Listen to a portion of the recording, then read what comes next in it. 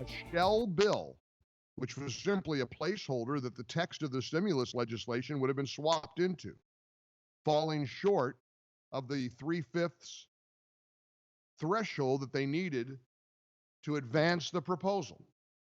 So listen, there's a lot of anger right now, a lot of resentment that Nancy Pelosi essentially, the way it was described, came whisking in from her home in San Francisco, came to Washington, D.C., and said no to what had been a bipartisan um, track to get this done. Chuck Schumer was really optimistic on Saturday. Guys, do we have the Chuck Schumer cut? My audio sheet coming in a little bit late today as we scramble to make sure that everything's working right and we get everything fixed and do the best we can in presenting you the show from home. Got a little sign today.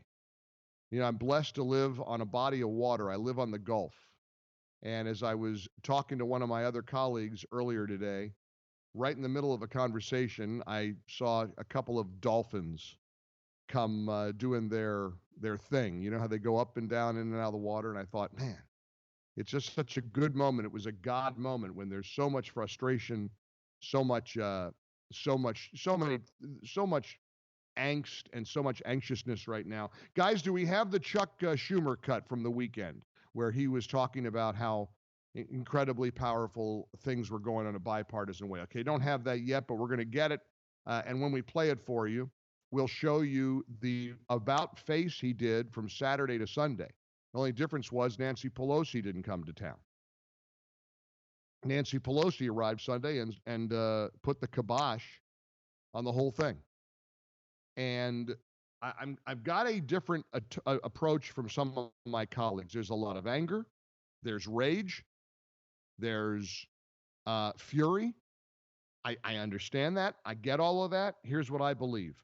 We better give the Democrats an exit ramp to figure out how to get this done, because this is the very last thing we can afford to do right now. And you can break down the controversy pretty simply. It's a pretty easy way to break it down. It comes to this butting of heads where it goes back to Mitt Romney's line years ago, where corporations are people. A lot of Democrats and a lot of leftists are anti-capitalism and anti-corporate America. They get very upset at the high compensation of CEOs. They resent a lot of the money, the profits that companies make. They don't think that the companies share profits enough. In some cases, perhaps that's true. And Republicans understand that corporations really do employ the people. Corporations are the ones responsible for the paychecks being delivered to the hardworking people in their company. And if you don't help the company, if you try to bypass the company somehow and wreck the company, employees aren't going to have a company to come home to when this is over. But Democrats didn't like the plan that would have set aside $425 for loans to various companies and industries. They kept calling that a slush fund. And Nancy Pelosi called it a slush fund and a way for corporations to benefit instead of working people. Protect the company, they think, not the people. Now, I'm certainly no Nobel laureate when it comes to economics. I am smart enough to know that if a business goes under, the thousands and thousands of people who work for companies aren't going to have a place to return to. I'm going to tell you right now, and I'm going to let you challenge my approach. My approach is, this is not a time for bickering. This must be a time for a proper, productive negotiation on behalf of the American people. Americans are scared. Americans are anxious.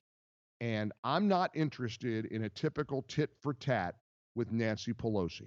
I'm just not. I'm worried about my neighbors who haven't had any contact with the outside world in days and days. I'm worried about Americans who hear from Governor Cuomo's uh, dire predictions that we could be living this way for 8 to 9 months, and that 80% of all New York is going to be infected. I'm worried about Americans absorbing that, trying to get through the day, and worry about how they're going to put food on their family's table. You know, the hoarding that we're seeing for an entire week now, I can't buy a roll of toilet paper in the Tampa Bay area. And believe me, I mean everywhere. People go in, I'm told, at every Target, every Walmart, every store, and fearfully scoop up as much toilet paper as they can. You can't get wipes. You can't get Purell. You can't get the things that we are told we should use to get through this crisis. That's because people are afraid. They're not mean. They're not you could accuse them of being selfish. They're being proactive and they're trying to protect their family and they're trying to ready themselves for worst case scenario because all we hear is worst case scenario. There's a lot of reason for optimism, and every day I'm going to give you reason for optimism. I'm going to give you data. I'm going to give you cases. I'm going to give you people who have a story to tell that reinforce that this is not the zombie apocalypse. Okay? They keep assuring us that the supply chain is working. Well, I can promise you for many products and services, it's not working. And there's different kinds of things that are out. Thermometers. Good luck finding a digital thermometer anywhere. Good luck finding Ethernet cables at Best Buy and stores like that. As people are working from home, obviously there is an understandable surge on items that people are needing. And we have to hope and pray that companies can restock as quickly as possible. I don't get mad at people who are wiping the shelves clear of the toilet paper and the paper towels. People are afraid. And it's our job to give you balance and perspective and clarity. And yes, we're going through a tough time. We're going to have a tough week. It's going to be a difficult week. There are going to be more infections reported. There will be more deaths in America and around the world.